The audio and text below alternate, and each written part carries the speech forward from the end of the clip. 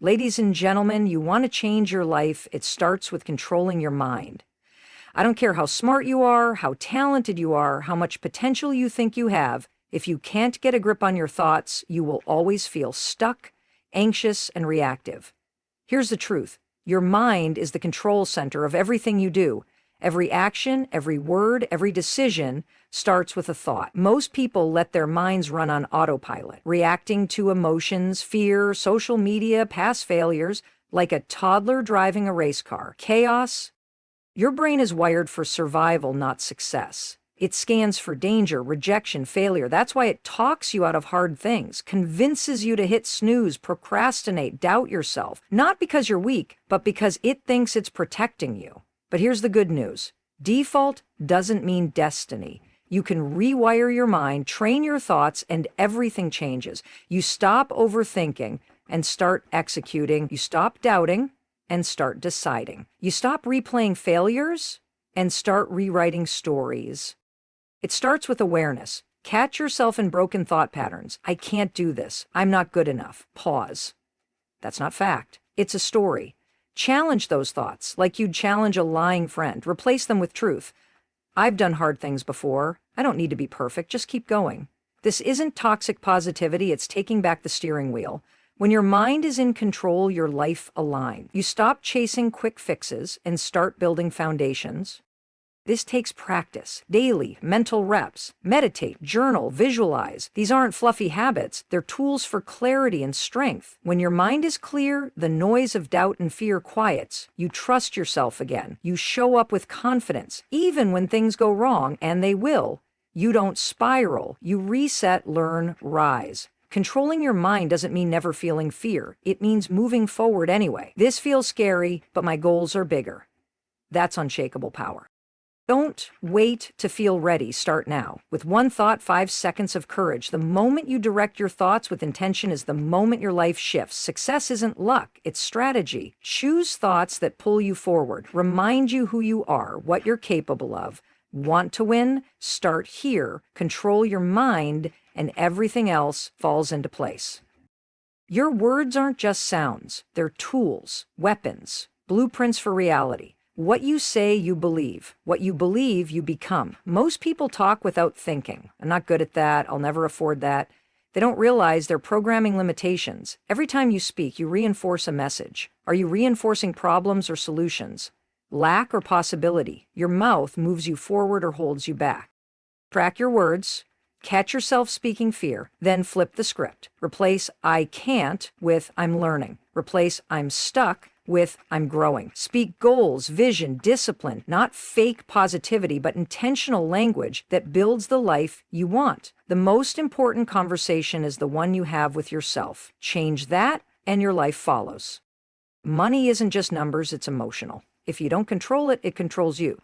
But here's the twist. Financial control isn't about money. It's about discipline, clarity, and emotional mastery. More money doesn't fix money problems. It magnifies habits.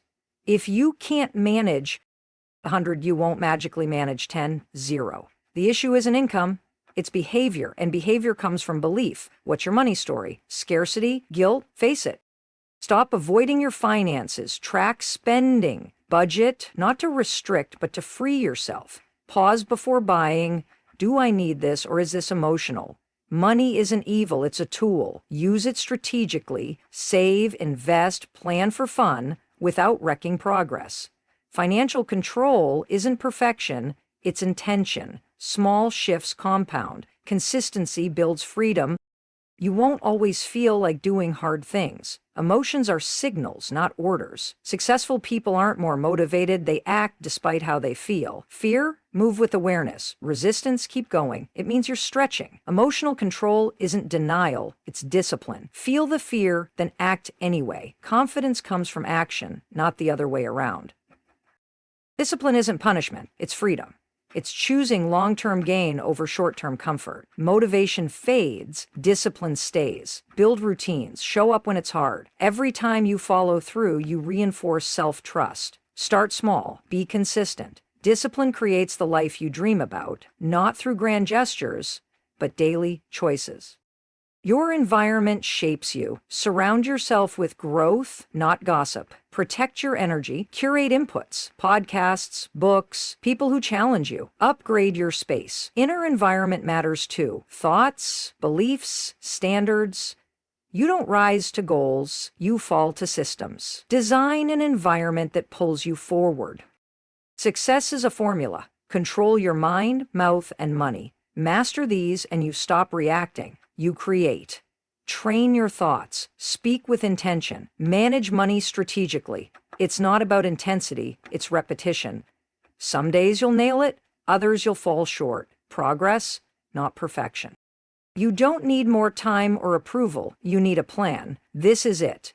Own your mind, speak like a leader, handle money like your future depends on it, because it does. Break cycles, build something lasting. Start now, control what you can. That's power.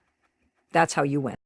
Let me ask you something. How many times have you had a brilliant idea only to talk yourself out of it? How many opportunities have you missed because that voice in your head whispered, you're not ready? How many times have you sabotaged your own progress because your mind defaulted to fear instead of possibility? If you're like most people, the answer is too many to count. And here's why. Your brain wasn't designed for success. It was designed for survival. There's a monumental difference. Your brain's primary job isn't to make you happy, fulfilled, or successful. Its primary job is to keep you alive. And in the modern world, that ancient wiring is working against you.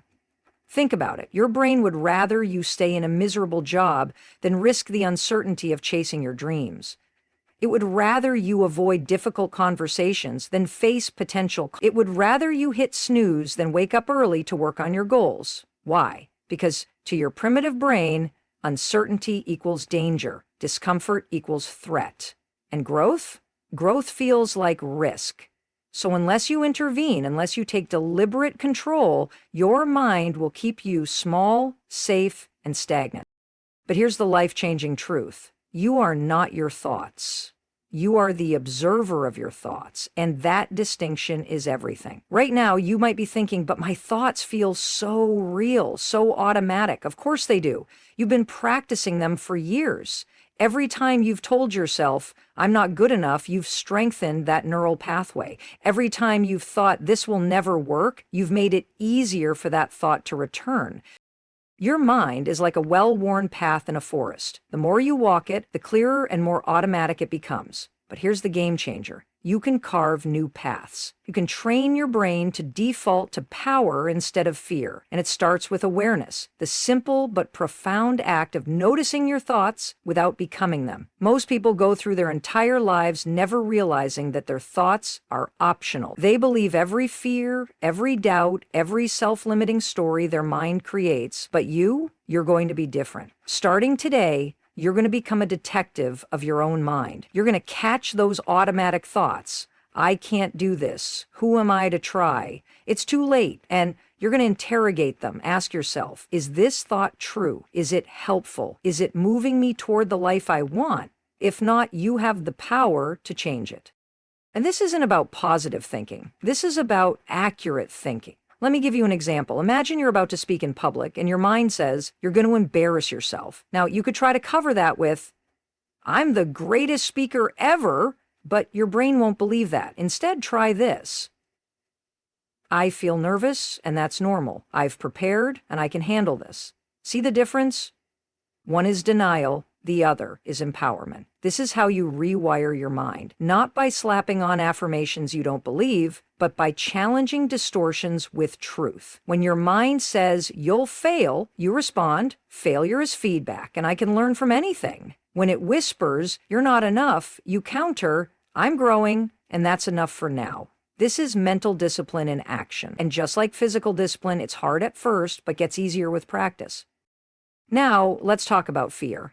Because if you're waiting to stop feeling fear before you take action, you'll be waiting forever. Fear doesn't disappear with success. In fact, the more you achieve, the more fear will show up because you'll be constantly stepping into new territory. But here's what changes. Your relationship with fear. Right now, you probably see fear as a stop sign.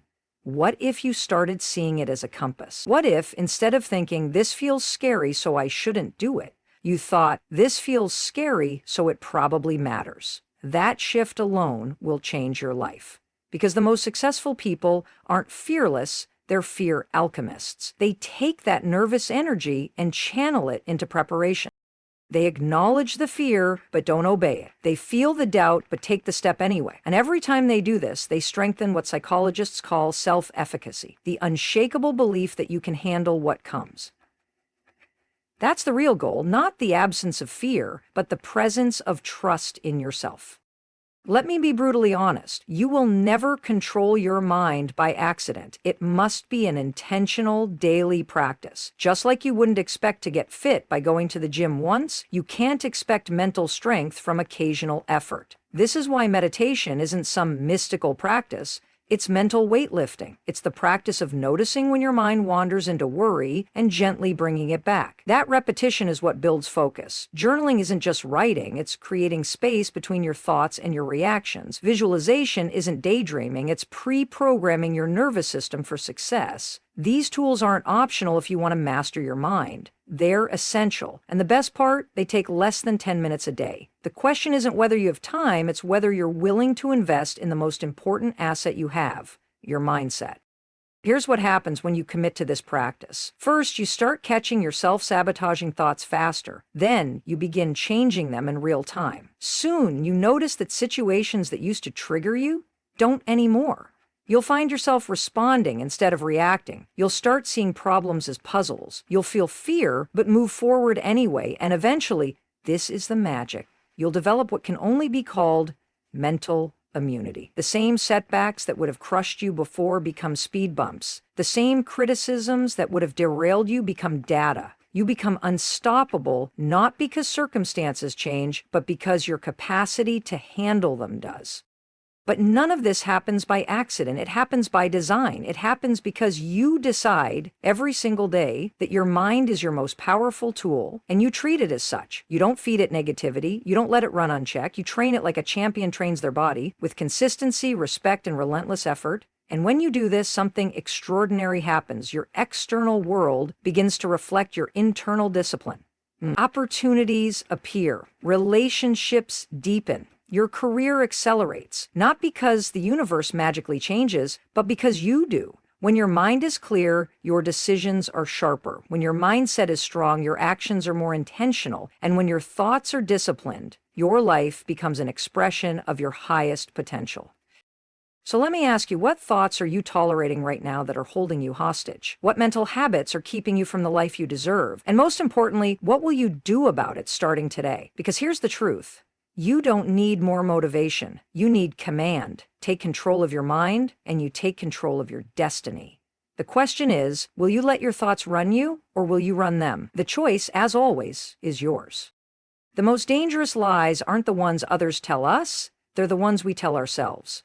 I'm not good with numbers. I've always been bad at relationships. Money just slips through my fingers. These aren't facts. They're fictions we've repeated so often they've become our truth. Neuroscientists have proven that our brains physically rewire themselves based on the words we use most frequently. That means when you say, "I'm terrible with names," your brain obediently makes it harder to remember names. When you claim, "I'm always late," your subconscious works overtime to prove you right. Your vocabulary is quite literally programming your performance. Let me share a story that illustrates this perfectly. Two salespeople work for the same company, selling the same product in the same territory. The first one says, "I'm trying to hit my quota." The second says, "I'm crushing my targets." Guess who outsells the other by 37%? The language we use creates our emotional state, which drives our actions, which create our results. Trying implies potential failure. Crushing implies inevitable success. This isn't wordplay, it's brain chemistry.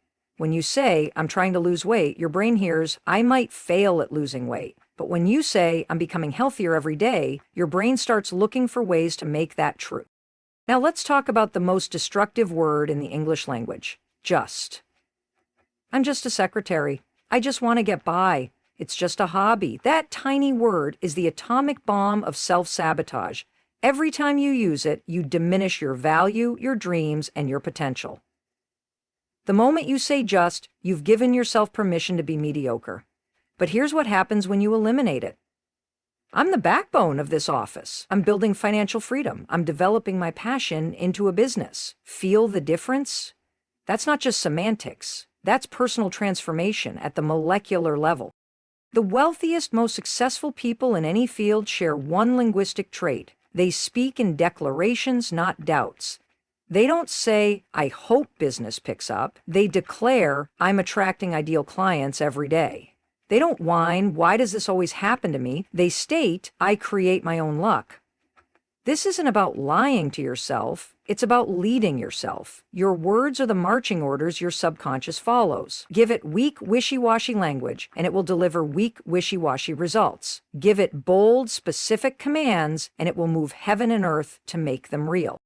Consider how most people describe challenges. This is impossible. I'm overwhelmed. I can't handle this. Now listen to how leaders frame the exact same situations. This will require creative thinking. I'm prioritizing what matters most. I'm growing through this challenge. Same circumstance, completely different language, completely different outcomes. When you say, I'm overwhelmed, your brain shuts down creative problem solving. When you say, I'm prioritizing, your brain starts organizing solutions. The words you choose in difficult moments don't just reflect your mindset, they determine your effectiveness. Here's where it gets really fascinating. Your words don't just shape your own reality, they shape how others perceive and respond to you. When you say, I'm so stressed, people back away. When you say, I'm fully engaged, people lean in. When you describe your new venture as a little project I'm playing with, no one takes it seriously. But frame it as the future of our industry, and suddenly doors open, investors listen, opportunities appear. Your language is your leadership, whether you're leading a Fortune 500 company or leading your own life. Now let's address the elephant in the room, negative self-talk. We all have that voice that whispers, you're not good enough, at the worst possible moments. Most people think they're stuck with it, but here's the truth. That voice is a scared child, not a prophet. And like any bully, it backs down when challenged. Next time it says, you'll fail, respond with, failure is feedback. When it hisses, they're better than you, counter with, I'm on my own path. This isn't about silencing the voice. It's about putting it in proper perspective. The goal isn't to never have negative thoughts. It's to never let negative thoughts have you.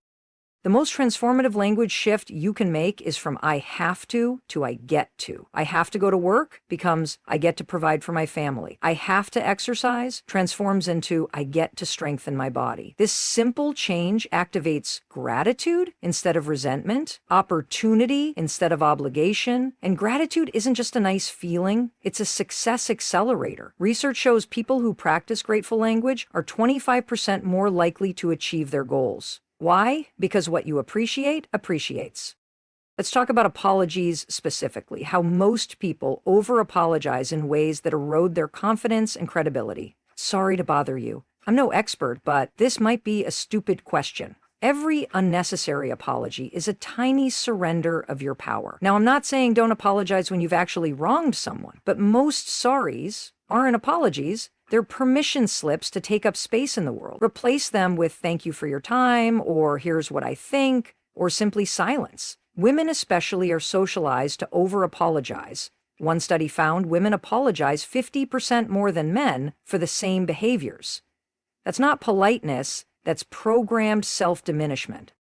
Your words about time reveal everything about your priorities.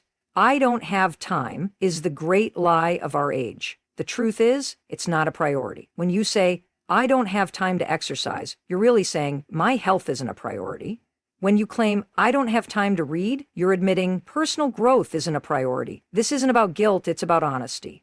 Because when you start saying, I'm making time for what matters, miraculous things happen. Suddenly, you find hours for your goals. Not because time magically appears, but because your language has aligned with your intentions.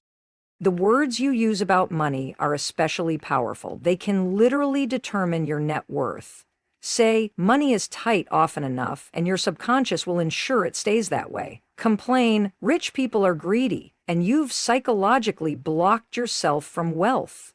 But declare money flows to me easily and frequently, and your brain starts spotting opportunities you previously overlooked. This isn't magical thinking, it's cognitive priming. Your mind is always filtering reality based on your dominant thoughts and words about money. Change the words, and you change the filter.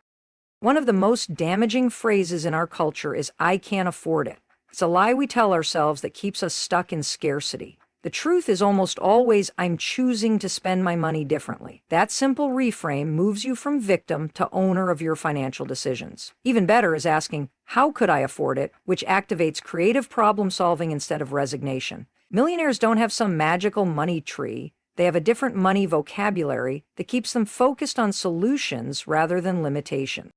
Your relationship language creates your relationship reality. Say, all men are jerks, or all women are gall diggers often enough, and guess what kind of partners you'll attract. Describe your marriage as a ball and chain and watch the resentment grow. But speak about your partner as my greatest teacher or my adventure buddy, and you'll start noticing their best qualities. This isn't about pretending problems don't exist. It's about framing them in ways that lead to solutions rather than stalemates. The words you use about your past either imprison or empower you. My ex ruined me keeps you stuck. That relationship taught me valuable lessons sets you free. My childhood was traumatic can become my challenges made me resilient. Same facts, different narratives, completely different futures.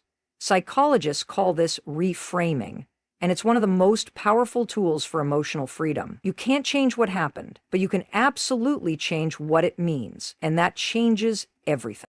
Let's talk about the words you use when you fail, because that language determines whether you bounce back or break down. Most people say, I am a failure, which makes failure an identity. High achievers say, I experienced a failure, which makes it an event. One condemns you to repeat it, the other propels you past it. The phrase, I messed up, is infinitely more empowering than I am a mess, because one is about behavior, which can change, and the other is about being, which feels permanent. Your health language creates your health reality. I have bad genes becomes a self-fulfilling prophecy. I'm choosing to create vibrant health becomes a North Star. Studies show people who describe themselves as healthy and active actually engage in healthier behaviors than those who say, I'm trying to be healthier. Even when their current health status is identical, your body is always listening to your words. Choose them wisely. The most successful people monitor their language like a hawk. They know that I'm swamped attracts more overwhelm, while I'm focused attracts productivity. They understand that this is a nightmare makes problems bigger, while this is an interesting challenge makes solutions visible. They recognize that I'm exhausted drains their last reserves of energy, while I'm recharging actually helps them recover faster. This isn't denial, it's deliberate creation. Now, I'm not suggesting you police every word that comes out of your mouth. That would be exhausting and counterproductive. But I am urging you to become more aware of your dominant patterns, the phrases you use most frequently about yourself, your abilities, your future. Because those repeated phrases are crafting your destiny, whether you like it or not. The good news? You get to choose them starting right now. So here's your challenge. For the next 7 days, become a language detective. Carry a notebook and jot down every disempowering phrase you catch yourself saying or thinking. I can't. I'm not. I'll never. Then rewrite them, not with empty affirmations, but with truthful, empowering alternatives. I'm learning to. I'm becoming. I'm working toward. After 7 days, review your notebook. The patterns will shock you, the solutions will inspire you, and your future, well, that will amaze you. Because here's the ultimate truth. Your words are your wand. They can curse your future or conjure your dreams. They can build prisons or create palaces. The choice is always yours. So choose wisely. Speak boldly. Declare your destiny into existence. The world is waiting to echo back exactly what you've been saying all along. What will it be? As we come to the end of our time together, I want you to remember this. Your life is not happening to you. It is happening because of you. Every thought you entertain, every word you speak, and every action you take is either building the future you dream of or keeping you trapped in a cycle of frustration. But today, right now, you have a choice. To remain on autopilot, letting fear and old habits dictate your path, or to take the wheel and steer yourself toward the life you truly desire. This isn't just about motivation. It's about ownership. The most successful people in the world aren't lucky. They're intentional. They don't wait for confidence. They act until confidence follows. They don't hope for change. They create it. And now that power is in your hands. So as you walk out of here today, I challenge you to do one thing differently. Just one. Maybe it's catching yourself the next time you say, I can, and replacing it with, I'm learning. Maybe it's writing down one financial goal instead of telling yourself, I'll never get ahead. Maybe it's taking 5 minutes tonight to reflect on what you did achieve rather than dwelling on what you didn't. Small shifts lead to massive transformations, but only if you start. Thank you for your energy, your attention, and most of all, for your willingness to grow. The fact that you're here, listening, means you're already ahead of most people who never question their habits, their words, or their mindset. That alone tells me you're capable of extraordinary things. Now go out there and prove it to yourself. Not tomorrow, not someday, today. The world needs what you have to offer, but first you must believe it. So go on, speak like the leader you are. Think like the champion you're becoming. Act like the person who refuses to settle for anything less than what they deserve. I'm rooting for you. Now go get started. Good luck, though something tells me you won't need it, because luck favors those who take control. And that's exactly what you're about to do. Thank you. Now go make it happen.